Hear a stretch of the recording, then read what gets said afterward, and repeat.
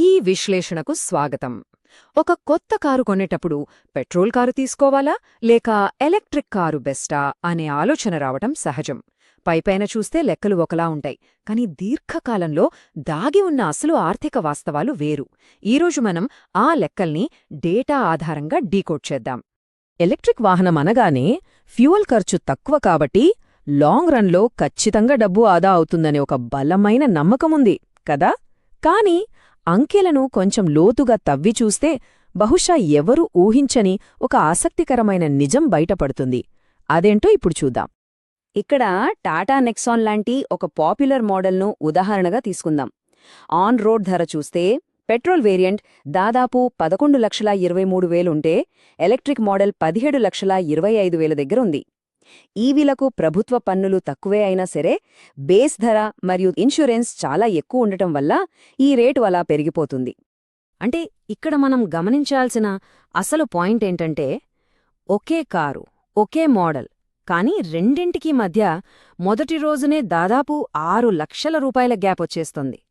కొనుగోలుదారులు ముందుగానే ఇంత పెద్ద మొత్తాన్ని అదనంగా జేబులోంచి తీసి పెట్టాలన్నమాట. అయితే రన్నింగ్ ఖర్చుల దగ్గరకు వచ్చేసరికి మాత్రం ఎలక్ట్రిక్ కారే నిజమైన కింగ్ అనిపిస్తుంది. ఎందుకంటే దాన్ని నడపడానికి కిలోమీటర్కు జస్ట్ ₹1 మాత్రమే ఖర్చవుతుంది. అదే పెట్రోల్ కారుకైతే ₹7 వరకు పడుతుంది. ఇక్కడే కదా మ్యాజిక్ అంతా జరిగేది. రోజువారీ ప్రయాణాల్లో ఈ ఆదా చాలా స్పష్టంగా కనిపిస్తుంది. కానీ కారు ఖర్చు అంటే కేవలం ఇంధనమే కాదు కదా, లాంగ్ టర్మ్ మెయింటెనెన్స్ అలాగే ఇన్సూరెన్స్ కూడా చాలా ముఖ్యం. ఈవీలకు సర్వీసింగ్ ఖర్చు తక్కువే, అంటే ఏడాదికి 6,000 అనుకుందాం.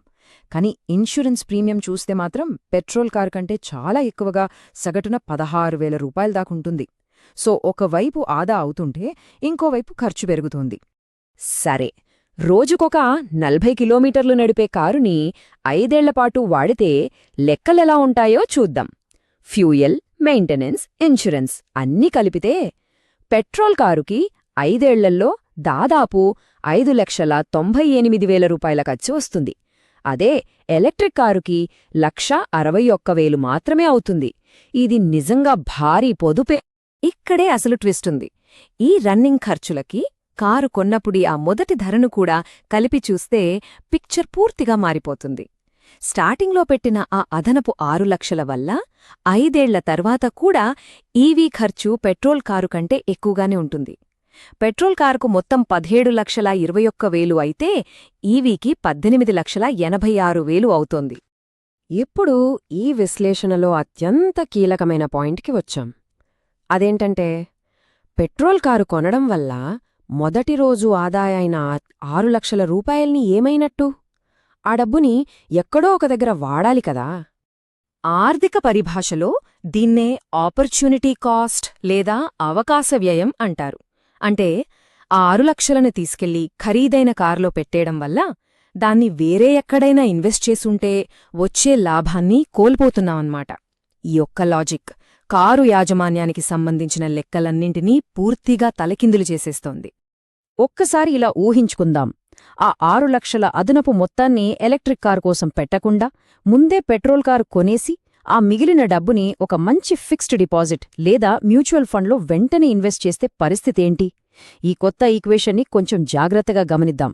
ప్యాక్స్పోన్ ఒక 5% రాబడి ఇచ్చే బేసిక్ ఫిక్స్డ్ డిపాజిట్లో ఆ 6 లక్షలు వేసినా సరే ఆ చక్రవడ్డీ అద్భుతాలు చేయడం మొదలుపెడుతుంది. 6వ సంవత్సరం నాటికి ఏకంగా 2 లక్షల లాభం కళ్ళెదుట కనిపిస్తుంది. అదే 8వ సంవత్సరం నాటికి ఆ లాభం దాదాపు 2,85,000కు చేరుకుంటుంది. మరి అదే డబ్బుని ఎఫ్డీలో కాకుండా ట్యాక్స్ తర్వాత కూడా కనీసం ఒక 10% రాబడిని ఇచ్చే మ్యూచువల్ ఫండ్స్లో పెట్టుంటే ఆ ఎఫెక్ట్ ఇంకో లెవెల్లో ఉంటుంది. లాభాల స్పీడ్ అమాంతం పెరిగిపోతోంది. ఒక 8 ఏళ్ల కాలాన్ని తీసుకుంటే ఈ మ్యూచువల్ ఫండ్ పెట్టుబడి ఏకంగా ₹6,84,000 ప్రాఫిట్ని జనరేట్ చేస్తుంది. వినడానికి నమ్మశక్యంగా లేదు కదా, కానీ ఇదే నిజం. ఈ భారీ లాభం రోజువారీ పెట్రోల్ ఖర్చుల భారాన్ని చిటికెలో మాయం చేసేస్తుంది. ఇప్పుడు ఆ యాజమాన్య ఖర్చులోంచి ఈ పెట్టుబడిదారా వచ్చిన లాభాన్ని తీసేసి చూద్దాం. 8 ఏళ్ల టైం ఫ్రేమ్లో చూసుకుంటే ఎలక్ట్రిక్ కార్తో పోలిస్తే పెట్రోల్ కార్ వాడకమే దాదాపు ₹4 లక్షల తక్కువ ఖర్చుతో పూర్తవుతుంది. అంటే ఇక్కడ ఆదా అయిన డబ్బు మన పెట్రోల్ ఖర్చులన్నింటినీ కవర్ చేయడమే కాదు, ఇంకా మిగులుతుంది కూడా.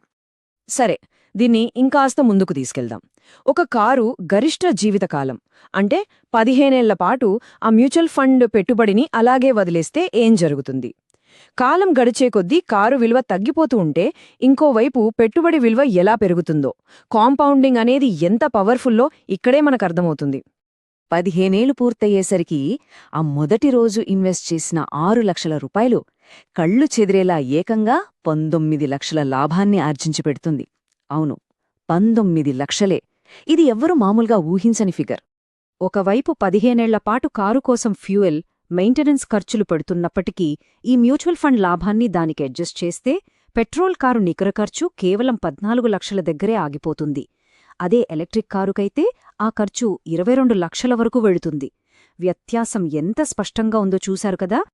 అందుకే ఫైనాన్షియల్ ప్లానింగ్లో కాంపౌండింగ్ లేదా చక్రవడ్డీని ప్రపంచంలోని 8వ అద్భుతం అంటుంటారు. ఈ విశ్లేషణ దాన్ని పర్ఫెక్ట్గా ప్రూవ్ చేస్తోంది. మార్కెట్లో ఎక్కువ సమయం ఇన్వెస్ట్ చేయడం అనేది పెట్రోల్ బంకుల్లో మనం పెట్టే అధిక ఖర్చును కూడా ఎంత ఈజీగా అధిగమిస్తుందో చెప్పడానికి ఇదొక బెస్ట్ ఎగ్జాంపుల్. అయితే ఇక్కడ సహజంగానే ఒక పెద్ద డౌట్ రావచ్చు. సరే, రేపొద్దున పెట్రోల్ ధరలు రాకెట్లాగా అమాంతం పెరిగిపోతే పరిస్థితి ఏంటి అని? ధరలు విపరీతంగా పెరిగితే ఈ ఈక్వేషన్ అంతా మారిపోయి మళ్లీ ఎలక్ట్రిక్ కార్లే విన్నర్స్ అవుతాయా అనే ప్రశ్న రావడం చాలా వ్యాలిడ్. కానీ డేటా ప్రకారం ఈ స్ట్రాటజిక్ ఇన్వెస్ట్మెంట్ల ద్వారా వచ్చే లాభాల మార్జిన్ ఎంత పెద్దదంటే, భవిష్యత్తులో ఫ్యూయల్ ధరలు ఒక మోస్తరుగా కాదుగదా, భారీగా పెరిగినా సరే దాన్ని తట్టుకునేంత బఫర్ని ఈ లాభాలే మనకిస్తాయి. ఆ పెరిగే ఖర్చులన్నీ ఆటోమేటిక్గా అబ్జార్బ్ అయిపోతాయి.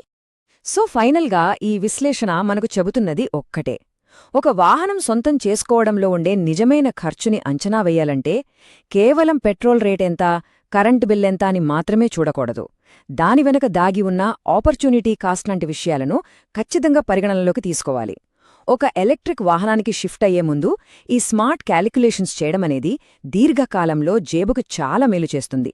మరి మీ తర్వాత కారు కొనే ముందు ఈ లెక్కలన్నీ వేసుకుంటారా? ఆలోచించండి.